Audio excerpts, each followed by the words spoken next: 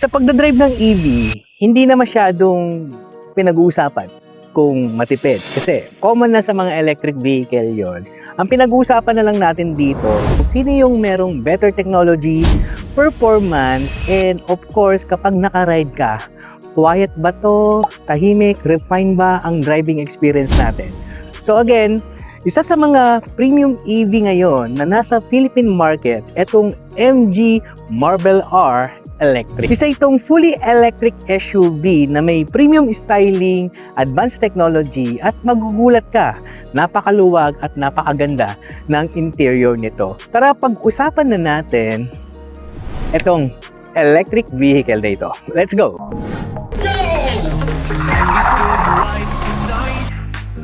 Electric dreams taking flight, feel so right. Marcadas has got the spark you need. EV Channel PH, it's time to lead. Plug it in, power up, let's roll.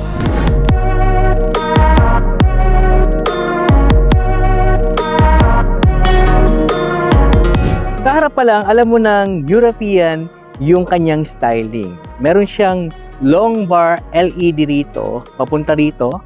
Ayan, ang ganda ng DRLs niya rito. Then makikita mo may diamond styling siya rito.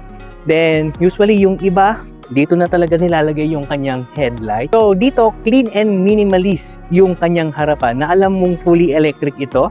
Then may camera, sensors, and of course, the MG logo here. At pag-usapan natin dito sa side.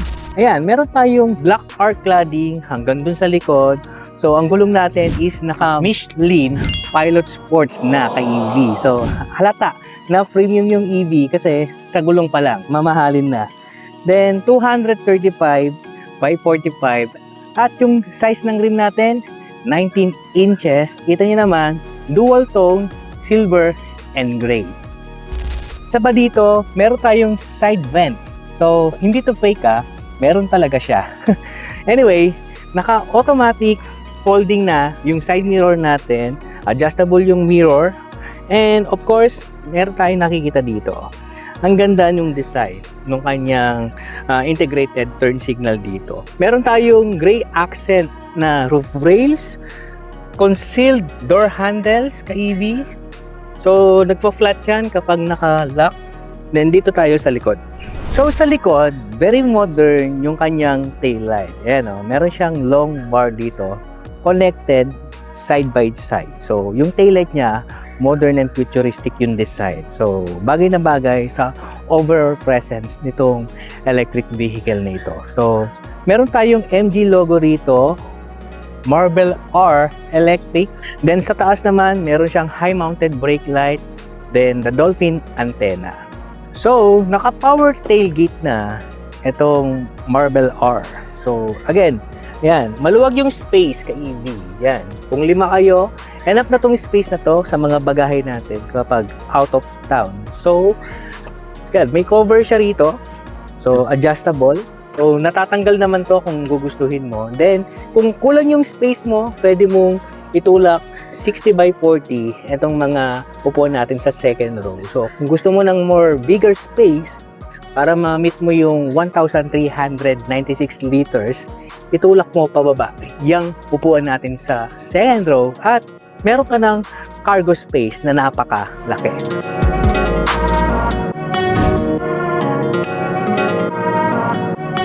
So, kung kulang ka pa sa space, yan talagang gusto mo ng space. Ito, meron tayong trunk dito na napakaluwag. So, malaki to. So, again, ayan, yan yung space niya dito sa harap. Pag-usapan na rin natin yung battery niya. So, ang battery capacity nito is 72.2 kilowatt-hour battery pack. So, paired with rear-mounted electric motor. Nasa likod na. So, rear-wheel drive ito ka-EV na merong 182 horsepower at 310 Newton meters of torque. Pagdating sa range, kaya nitong umabot ng 402 kilometers on a full charge.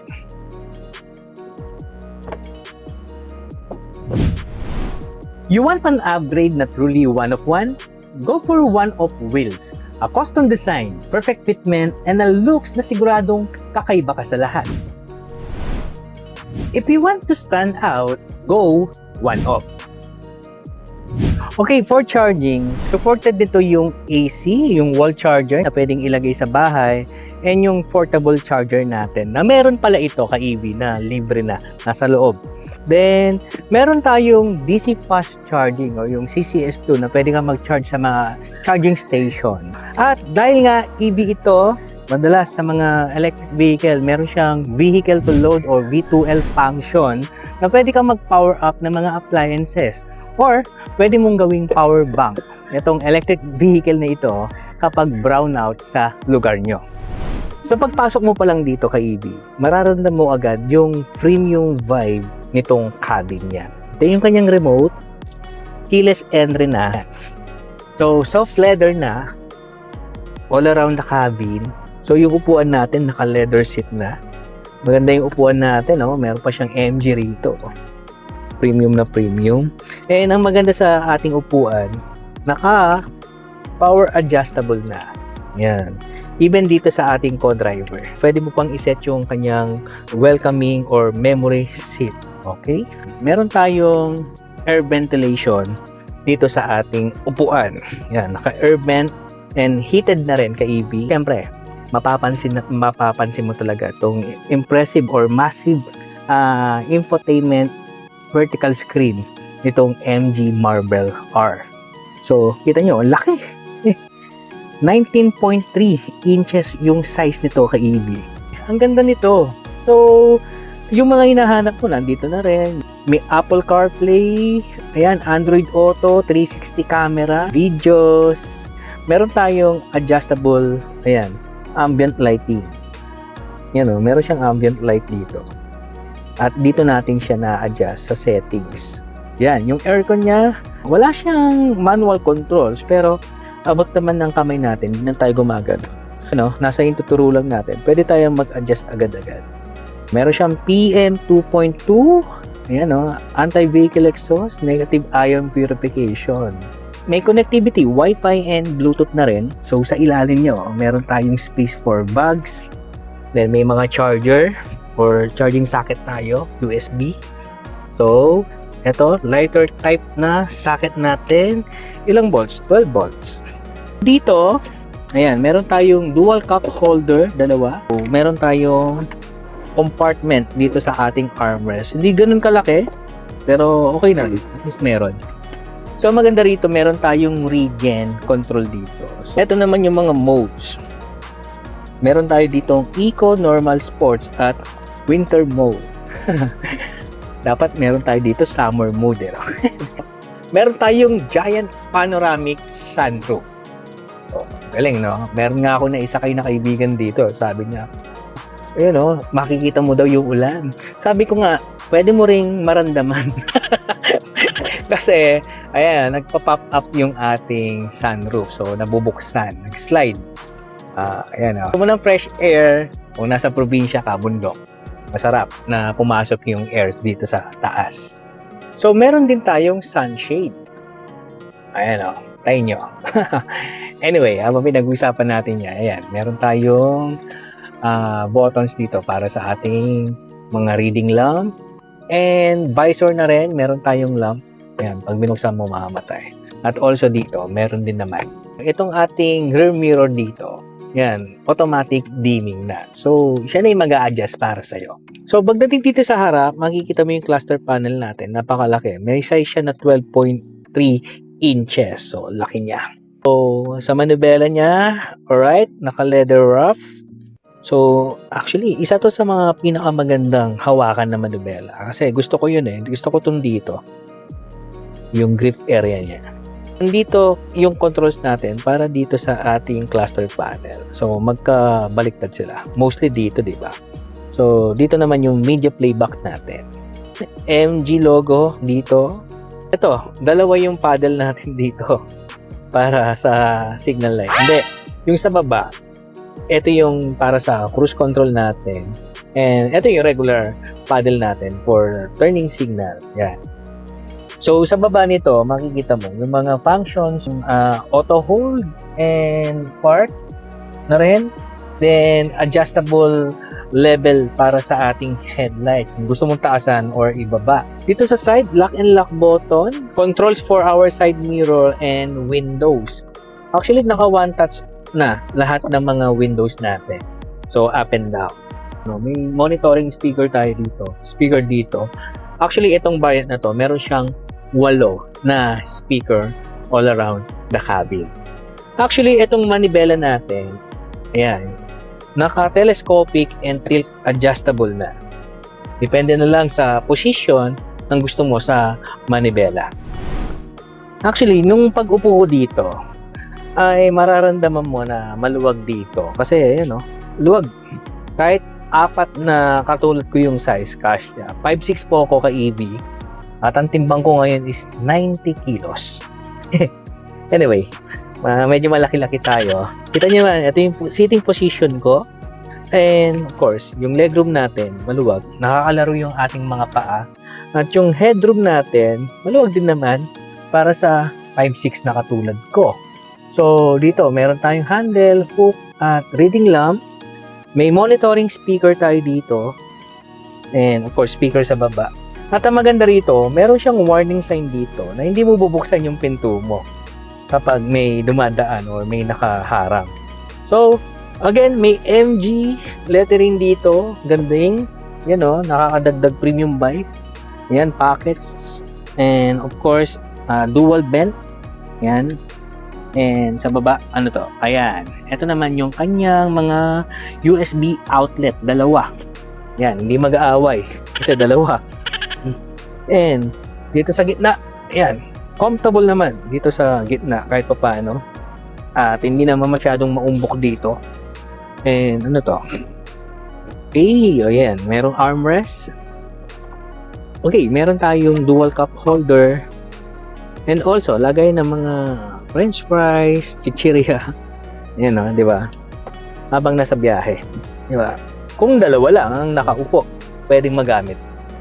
Anyway, maganda yung panoramic sunroof dito sa likod. And especially pag nakikita mo nga yung giant infotainment screen natin dito. Ma-amaze ka. Ang ganda niyan tingnan dito.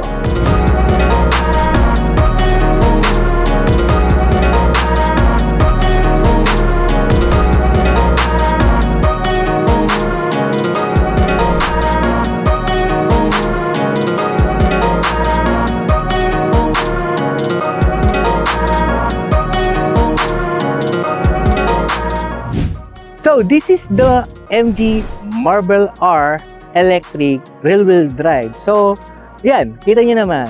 Premium look, comfortable cabin, spacious, and very tech-loaded na electric vehicle. And meron tayong 400 plus kilometers yung range nito. So, again, if you're planning to switch to electric, pwede mo maging option itong EV na ito. So, kung malalaman mo pa yung presyo nito, magugulat ka. So, ito yung kanyang presyo o yung original price. At sa baba niyan, nandyan yung kanyang discount price. Ayan, oh. Kita nyo, di ba? Ang laki ng discount.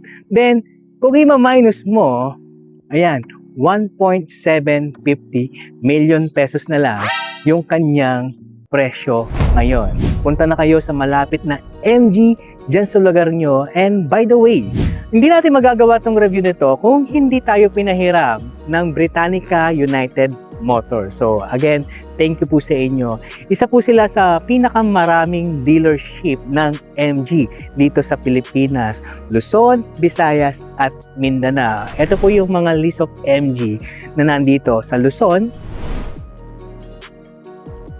This is the MG Marble R Electric. So again, this is Mark and you're watching EV Channel PH. Please do it to subscribe Electric Vehicle Channel PH sa YouTube natin kung gusto niyo ng mga review na katulad ito. At kung gusto niyo naman ng mga news about electric, bisitahin niyo yung ating Facebook page natin. Nandiyan yung mga news about electric and also mga electric motorcycle na rin. And charger na rin ka-EV. And kung gusto niyo naman manood ng mga short video, punta lang kayo sa ating TikTok account. Again, stay charged, ride this electric.